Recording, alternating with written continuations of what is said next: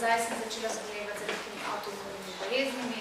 Najprej se je pojavila ena, potem se je pojavila med nosečnostjo še druga, potem se je pojavila nažalost še tretja, no.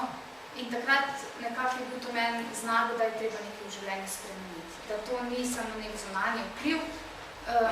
Začela sem malo bolj raziskovati v tej smeri, malo bi rekla delati tudi na tem psihološkem delu.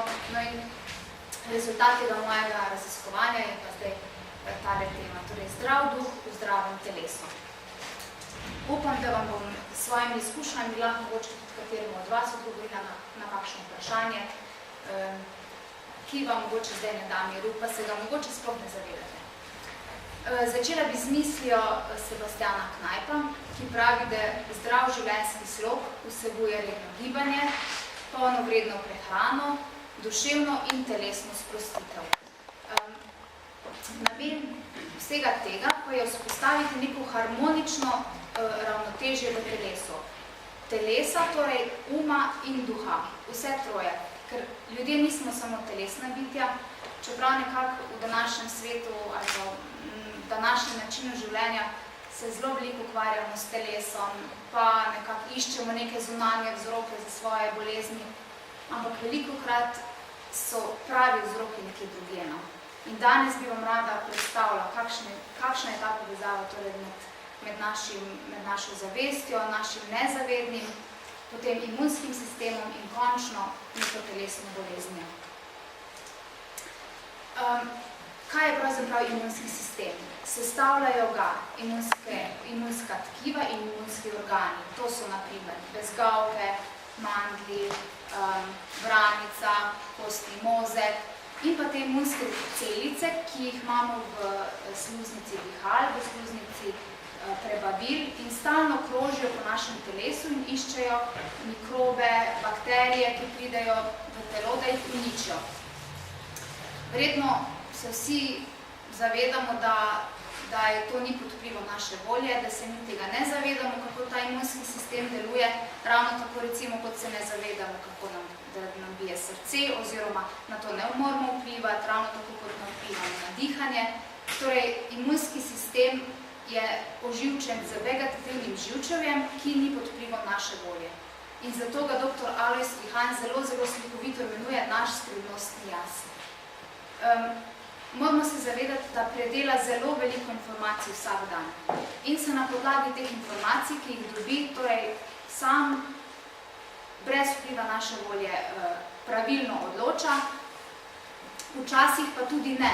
In takrat mi posledice zelo dobro občutimo, ko se pojavijo kakšne alergije, recimo, ko se pojavijo druge avtoimune bolezni, kot je na primer, ne vem, sladkorna bolezen tipa 1, ko se pojavijo kakšne pogoste okužbe.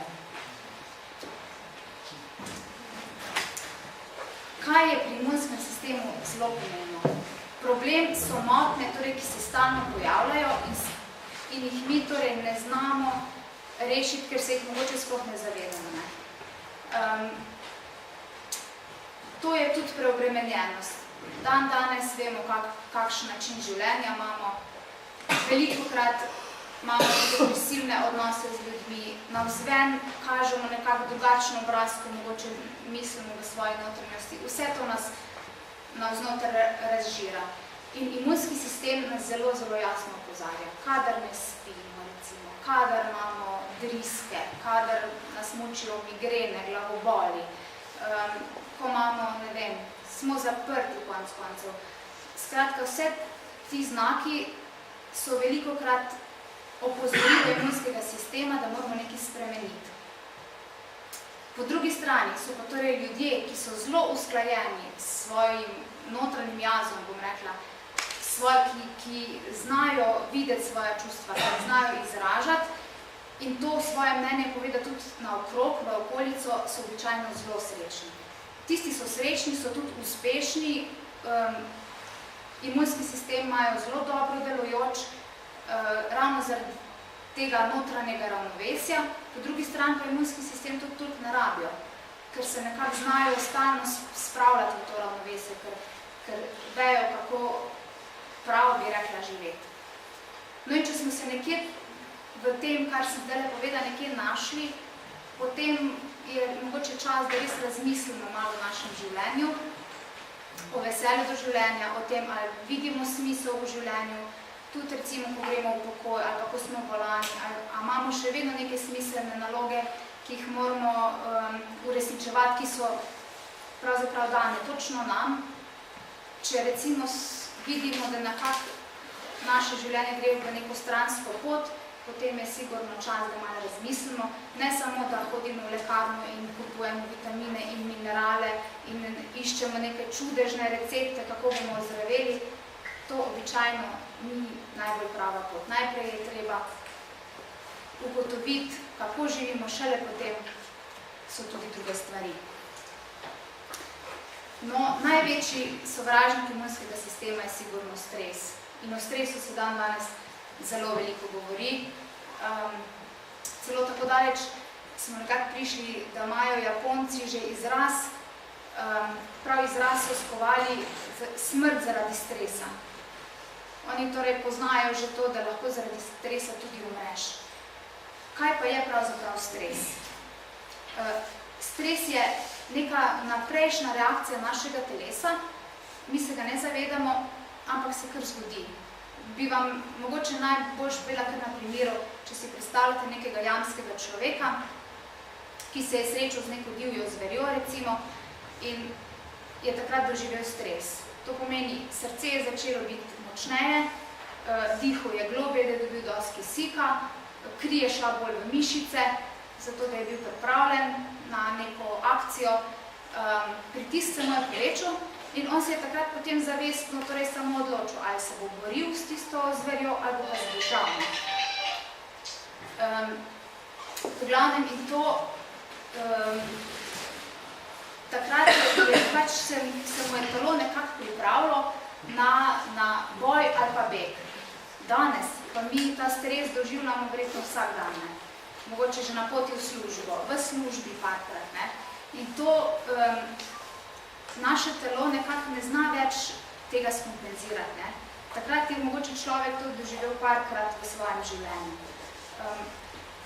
In posledica, če si spet predstavljate tega jamskega človeka, on je takrat, se mu je imunski sistem nekako zavrl. Zakaj?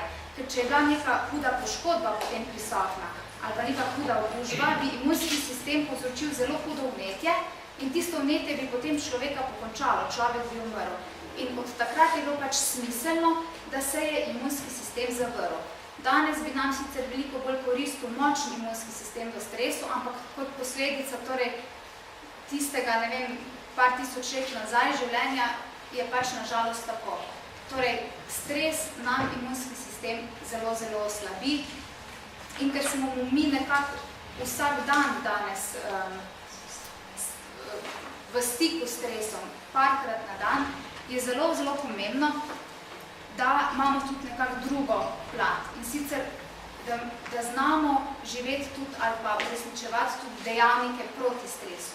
To so pa zdrava in uravnotežena prehrana, redna telesna dejavnost, sprostitev in mirno dihanje, poznavanje stresa in svojih odzivanj nanj, odprt in pozitiven odnos do sebe, ljudi in sveta, sposobnost reči ne, ko česa ne zmoremo, in zaupanje v ljudi.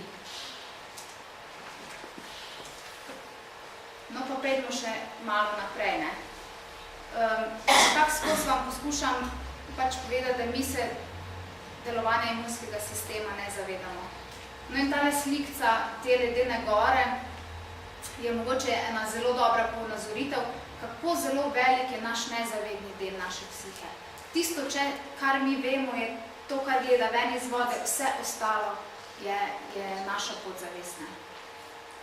In kaj se velikokrat zgodi? Mi hočemo z našo zavestjo, zato da bomo izpadli prijazni, dobri, ne vem kaki, da nas bo okolica sprejela, hočemo prevzeti nadzor nad podzavestjo. Čeprav v podzavest mi nimamo pravzaprav nobenega vpogleda, ne. Podzavest nam samo javlja kakšne stvari v obliki recimo čustev ali pa nekega tihega glasu, neke intuicije ali pa vesti ali ne vem kako naj vam jo imenujem, ki nam pač pove, kaj je prav, pa kaj ni prav, če jo seveda slišimo. No in zato je zelo, zelo važno, da se mi naučimo poslušati svojo notranjost. Ker kaj se velikokrat lahko zgodi, če vam spet povem ta primer. Recimo, mi smo danes torej na vsakem koraku pod nekim stresom, naprimer pride eno jutro šef, nas nadere, nam se vse to zgodi, kar sem vam prej povedala, pritisk se nam poveča, vznemirjeni smo, naša čustva so, ne vem, odločimo se torej samo, ali bomo šefa nazaj nadrli, ali pa se bomo umaknili. To bi bilo edino pravilno, torej ali se gremo v borbo z njim, ali pa se umaknemo in se nekako poskušamo ohladiti. Kaj je pa najslabše, kar mi naredimo? To, da se smehljamo in vse je vse v najlepšem redu, ampak v našem telesu je še vedno zmeda, v našem telesu je še vedno visok pritisk, še vedno srce dela. In če se to velikokrat dogaja, si naše telo to zapolni in sploh ne zna več našega pritiska nekako uravnati na normalno vrednost. In na ta način si torej visok pritisk lahko pridobimo, pa tudi druga čustva, ne samo jeza, tudi, ne vem, zaskrbljenosti, žalost, ne vem, neka prikrita, ne vem, obdolževanja koga, kakorkoli, vse to nam ta naš imunski sistem nekako ruši in nam povzroča po tem principu tudi telesno bolezen. Torej, zato še enkrat moramo se naučiti poslušati svojo notranjost, ki nam vedno pove, kaj je prav, seveda, če jo znamo slišati. No in tu je nekaj bolezni, ki so lahko povezane torej s čustvenimi motnjami. To je recimo razbijanje srca, povišan krvni tlak, astma in druge alergije, želodčne razjede, kronično zaprtje, kronična driska in kolitisi, revmatična obolenja, prevelika telesna teža, motnje prehranjevanja, glavobol, bolečine v vratu, hrbtu, rakava obolenja, kužbe, skratka ogromno. Po nekaterih podatkih je kar 80% vseh telesnih bolezni psihičnega izvora, kar je pa ogromno, ne. No, tole je nekako, bi rekla, en poseben slajd, ker človek je tudi duhovno bitje, ne. Tega se moramo mi zavedati v vsakem obdobju našega življenja. Namreč neke smiselne naloge, ki nam jih življenje prinaša, poskusimo uresničevati. To nam bo prineslo srečo, uspeh, zadovoljstvo in na koncu zdravje. Vsi se zavedamo te notranje energije. Tudi zdravniki govorijo o energiji, ampak noben jo nekako ne zna, bi rekla, ovrednotiti. Je pa zelo pomembna, ne. In mogoče še bolj v nekem kritičnem ali pa v nekem, recimo v obdobju neke bolezni ali pa v obdobju starosti, ko ne vidimo več nekega smisla, je še to še bolj pomembno, da iščemo vse tisto, kar je poslano nam, da uresničimo. To nam bo sigurno prineslo zadovoljstvo in zdravje. Da pa ne bomo govorili samo o teh notranjih, bi rekla, vplivih na imunski sistem, pomembni so tudi zunanji vplivi. Danes mogoče še bolj, ker imamo tak bolj nezdrav slog življenja. Torej, pomanjkljiva ali enostranska prehrana, stradanje zaradi prebavnih in presnovnih motenj, preutrujenost, alkoholizem, kajenje, vse to ima vpliv. Bomo o vsakem tudi malo bolj podrobno kaj rekli. Kajenje in alkohol, verjetno ni treba posebej poudarjati, da sta škodljiva. Vse te škodljive snovi v cigareti vplivajo na naš imunski sistem. Uničujejo nam našo to belo krvničko, ki kroži po telesu, išče tumorske celice in zato imajo kadilci več raka, ne samo v ustih, na požiralniku, v pljučih, ampak tudi drugje po telesu, ne, tudi želodec, jetra, maternični vrat. Poleg tega kadilci proizvedejo veliko več odpadnih snovi, ne, ki se nabirajo predvsem v pljučih in ti spet poškodujejo celice naprej, torej da nastajajo rakaste celice. Po drugi strani imajo pa veliko manj antioksidantov in zato imajo veliko večjo možnost, torej, da zbolijo in zato imajo tudi kar nekaj let življenja manj kot ljudje, ki ne kadijo. Tudi alkohol, ne samo tisti kronični pivci, od tistih mogoče niti ne bi izgubljala besed, ker so običajno tako podhranjeni, imajo premalo vitaminov, ampak tudi občasno popivanje zelo prizadene imunski sistem in imunski sistem potrebuje kar nekaj časa, da se potem spet vrne na tisto prvotno ali pa tisto aktivno raven. No, hrana in prehranske navade, to je zelo široka tema, o tem se ogromno tudi govori, mogoče ne bi preveč izgubljala besed, kar se tega tiče, ker bi bilo to tako široka tema, da je po moje za celo predavanje. Samo dve stvari bi mogoče tukaj le rada poudarila. V starejših obdobjih, torej pri starostnikih, se snovi manj prebavijo. Manj, bi rekla, aktivnih snovi ali pa snovi potrebnih za življenje vsrkajo in tudi presnova je slabša. In zato je pri starostnikih velikokrat neko, bi rekla, tako pritajeno ali pa neko stradanje, ki se ga sploh ne zavedajo. Velikokrat se tudi na žalost zgodi, da starejši ljudje sploh mogoče za konec umre, ostanejo sami, nekako kar ne bi si več kuhali, pa živijo v eni taki enostranski prehrani. To je zelo slabo. In vsaj en topel obrok na dan je nujna stvar torej za vse ljudi. Idealno je sicer 3 obroki na dan oziroma 5, še 2 vmesna, ampak vsaj en topel je nujno, da človek nekako normalno funkcionira tudi njegov imunski sistem. Na eni strani imamo to prikrito stradanje, na drugi strani imamo pa še večji problem, prekomerna telesna teža. To je zdaj ena izmed glavnih problemov sodobnega zdravstva, s katerim se soočamo. Namreč hrana, naš življenjski slog nas nekako sili, da sploh ne znamo več normalno jesti, torej vsaj 3 obroki na dan. Prvič jemo mogoče ob 5 popoldne, ko pridemo iz službe, kar je za naš organizem katastrofa. Po drugi strani je hrana postala nekako druge čustvene težave običajno mi nadomeščamo s hrano. Ne znamo se več družiti, ne znamo iti ven, ne znamo se veseliti, sedimo za računalnikom, mogoče pred televizijo in jemo. Jemo, se potem redimo seveda in to nam še bolj zmanjšuje samozavest, torej smo še bolj nekako zaprti v sebe. In kaj se potem pogosto zgodi? Lotimo se nekih skuševalnih diet, kar je pa za naš imunski sistem hud udarec. Namreč hud stres je takrat, ko se mi lotimo neke diete, sploh bi rekla take z ponavadi neko omejeno hrano ali pa neko nepolno vredno, neko enostransko prehrano. Torej stresni hormoni so tisti, ki nas hujšajo po eni strani, po drugi strani pa, če je hrana torej enostranska, mi ne dobimo vseh potrebnih snovi za imunski sistem, kar je pa potem dvojni udarec za imunski sistem in predstavljajte si, koliko časa rabi imunski sistem, da se potem spet povrne, recimo po koncu te diete. Tako da, če se nekako odločimo za neko dieto, moramo sigurno to narediti na nek strokoven način. Tega velikega problema se zavedamo tudi v celjskih lekarnah, zato izvajamo tudi program zmanjšanja telesne mase.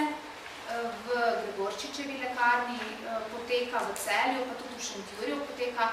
In torej, če se za to odločite, je sigurno to treba narediti s spremembo načina življenja, tudi s spremembo prehrane. Potem bo to šele uspešno in potem bo to šele nekako zdravo. Imunski sistem nas seveda opozarja. Že prej sem nekako poskušala povedati, da nas, če ga seveda slišimo, če smo pozorni na določene znake, okužbe dihal, to sicer ni nek hud sploh, če ne 3 do 5 nekih takih blagih okužb na leto prebolimo to še ni znak, da je nekaj z našim imunskim sistemom hudo narobe, je pa en pokazatelj. Sploh, če ti, recimo, bronhitisi, gripa, prehladi trajajo zelo dolgo časa. To pomeni, da ali prebolevamo na delovnem mestu to, torej ne pustimo našemu telesu, da počiva, da nekako se na ta način, bi rekla, odpočijemo in imunski sistem svoje opravi. Torej, če se pa nekako to pojavi, ne vem, 10-krat na leto, ali pa so ti poteki zelo hudi, ali pa se spremeni to še v kako pljučnico, potem je sigurno čas, da malo premislimo o svojem slogu življenja. Tudi kožne bradavice so take, ne?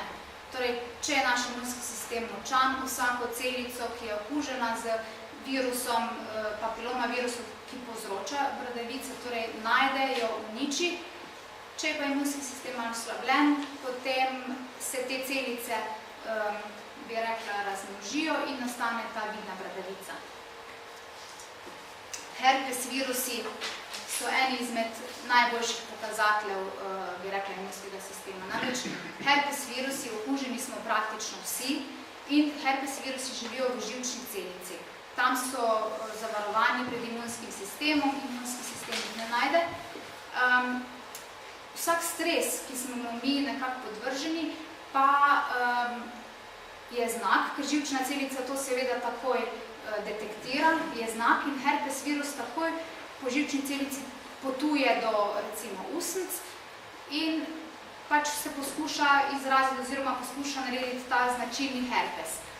Torej, če je naš imunski sistem še dokaj v redu, ga na usnici takoj seveda odkrije te celice in jih uniči. Če pa je imunski sistem slab, potem herpes nastane in virusi se lahko potem seveda širijo naprej v okolico. Torej, zdaj se spet par herpes virusov ali pa 2-3 na leto še ne pomeni, da smo v katastrofalnem stanju, je pa sigurno znak, da smo podvrženi dokajšnjemu stresu. Spet, ker sem rekla, herpes virus je verjetno eden izmed najboljših pokazateljev vsakega stresa. No, glivične okužbe, pa ne mislim se tu glivične okužbe, recimo kože, ampak predvsem notranje glivične okužbe so pa že resen znak, da je naš imunski sistem, bi rekla, dokaj slab. Sploh pri starejših, ko se potem glivice recimo iz ust razširijo naprej do dihal, v pljuča, pa naprej po krvi, pa potem preidejo v te notranje organe, to je resna stvar in to absolutno je treba zdravniku, ne? Ravno tako pljučnice. Iz pljuč, to je zelo tanka membrana v teh pljučnih mešičkih, zelo hitro bakterije preidejo torej v kri in s krvjo, bi rekla, do vseh teh notranjih organov in lahko potem povzročajo tudi meningitise, vnetja ali pa okužbe srca, okužbe kosti, torej tudi okužbe kože, okužbe sečil, to so resne zadeve, ki jih mora absolutno zdraviti zdravnik in to se je treba res pomeniti, pravzaprav kako mi živimo. Mogoče bi še malo omenila alergije. Zakaj? Zato, ker alergije so zelo povezane z imunskim sistemom.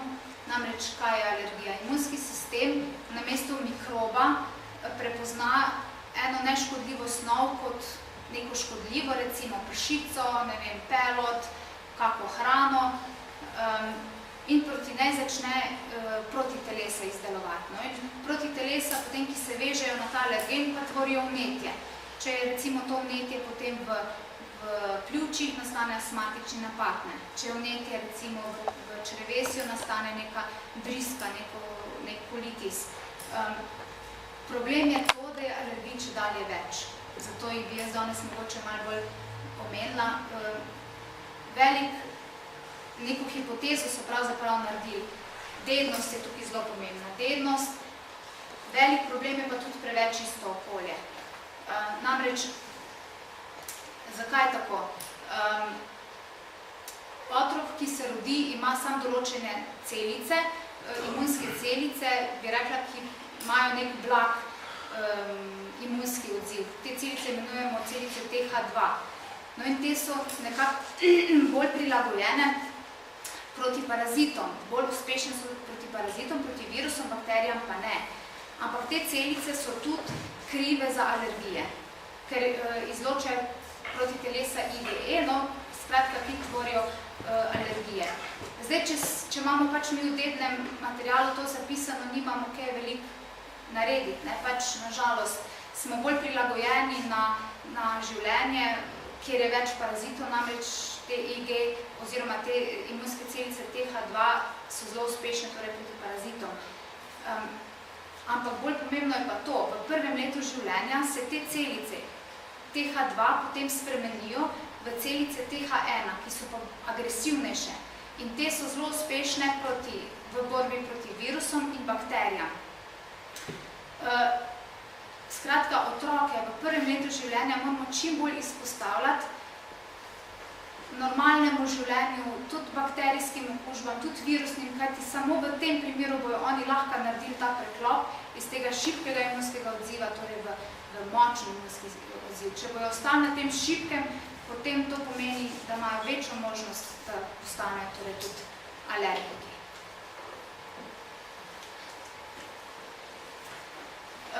Še ena mogoče taka zanimiva informacija, ženske živimo pač dlje. To je tudi na račun imunskega sistema, namreč ženske imamo močnejši imunski sistem, izdeluje več proti teles, moški imajo pa za njih, kar se v tem primeru tiče, mogoče ta testosteron, sploh v povezavi s stresom in zelo, bi rekla, kvari ali pa oslabi imunski sistem. In to je tudi mogoče eden izmed vzrokov za kako leto manj. Za konec bi vam mogoče spet nekako dala misel Sebastiana Knajpa, ki je tako poudaril, da je človek torej celostno bitje, telesno, duševno in duhovno.